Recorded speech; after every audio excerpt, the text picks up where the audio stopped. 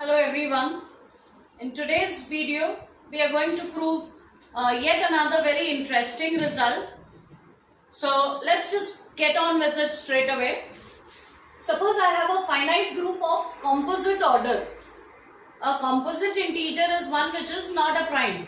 So if I have a finite group of composite order, then we are going to prove that it must have a proper non-trivial subgroup. So if I take a group of composite order, then somehow it must have a third subgroup which is different from the trivial subgroup and different from the improper subgroup. So let's see why that should work out. So let G be a finite group.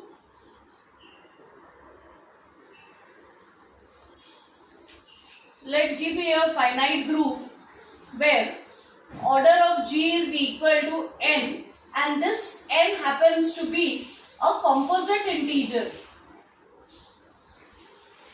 So let us assume that G is a finite group whose order is a composite. Now composite integer is something like 6. Notice that 6 can be written as 2 into 3, or for that matter let's take 50. 50 can be written as 5 into 10. So if I take a composite integer, it can be split into two proper factors. That means two divisors, both greater than 1 and smaller than that number. In this case, both 2 and 3 are strictly greater than 1 and strictly smaller than 6. Here the two factors 5 and 10 are both strictly greater than 1 and less than 50. So in general also, because n is a composite integer, I can write n as r into s for some integers r and s, where 1 is less than r less than n, 1 is less than s less than n. So because n is a composite integer, I can split n into a product of two proper factors. That means two integers both greater than 1 and both strictly less than n. Now I make use of corollary of an earlier corollary, corollary 6 that I proved in the previous video, which says that for a finite group, every element of the group raised to the order of the group has to be equal to the identity. So let me take, firstly we note that order of the group is composite. 1 is neither a prime nor a composite, 2 is a prime number, 3 is a prime number. So the smallest positive composite integer is 4. So it means that the order of the group is at least 4.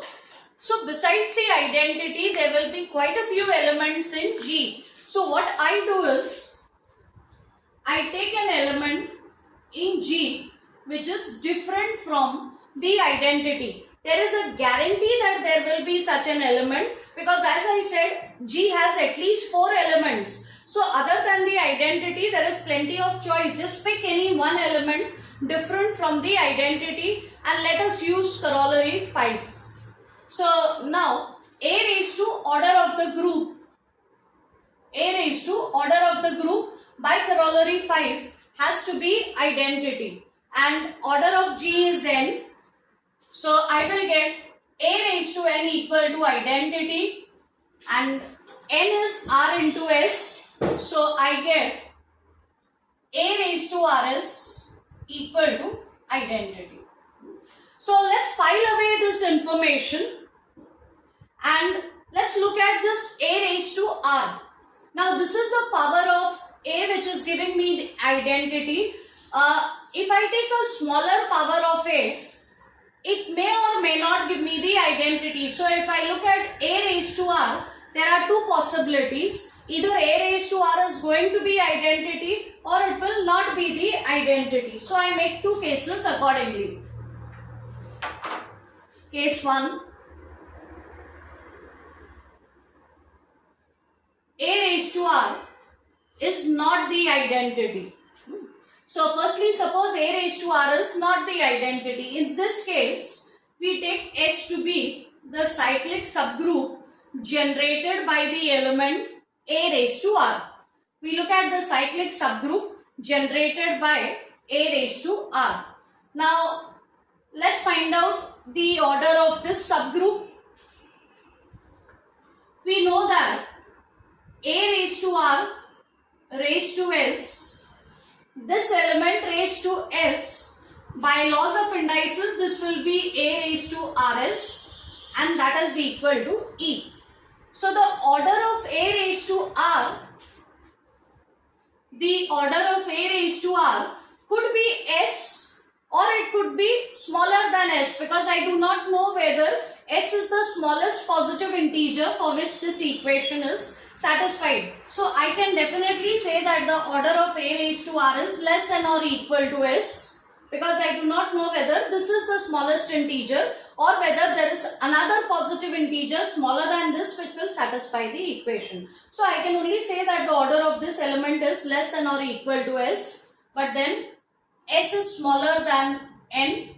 Also, A raised to R is not the identity. Remember, in a group, identity is the only element of order 1. So because this element is not the identity, it will have to be of order greater than 1. And H is a cyclic group generated by this element. So order of H has to be the same as the order of its generator. So order of H is equal to the order of the generator, and notice that this is greater than 1 and strictly less than N. So I get a subgroup whose order is greater than 1 and less than N. Because it's greater than 1, it cannot be the trivial subgroup, and because it is less than N, it cannot be the improper subgroup. So this way I get an example of a subgroup which is different from trivial and improper subgroup. That means I get a proper non-trivial subgroup. That is in the case when A raised to R is not equal to the identity. Let's see what happens.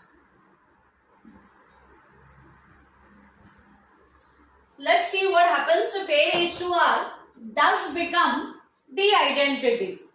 If A raised to R becomes the identity, this time you take H to be the subgroup generated by the element A itself. So take H to be cyclic subgroup generated by the element A.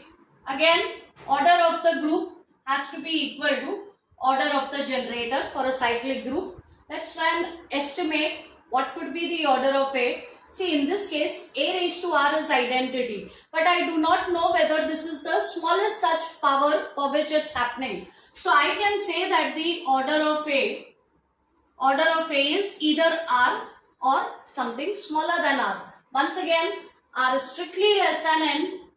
So order of A is strictly less than N, and because A is not the identity, order of A has to be greater than 1.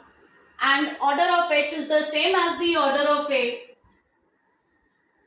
So I get H to be a subgroup whose order is greater than 1 and less than N. That means, as before, it's a non-trivial, a proper subgroup of G. So in both cases, whether A raised to R is identity or not equal to the identity, in both cases, by choosing a different generator, I have managed to get a subgroup of G which is proper and non-trivial. As a converse of this, by taking contrapositive of this, we can prove the next result, which says, suppose G is a finite group. Suppose G is a finite group which does not have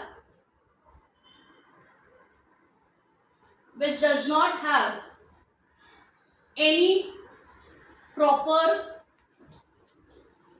non-trivial subgroup.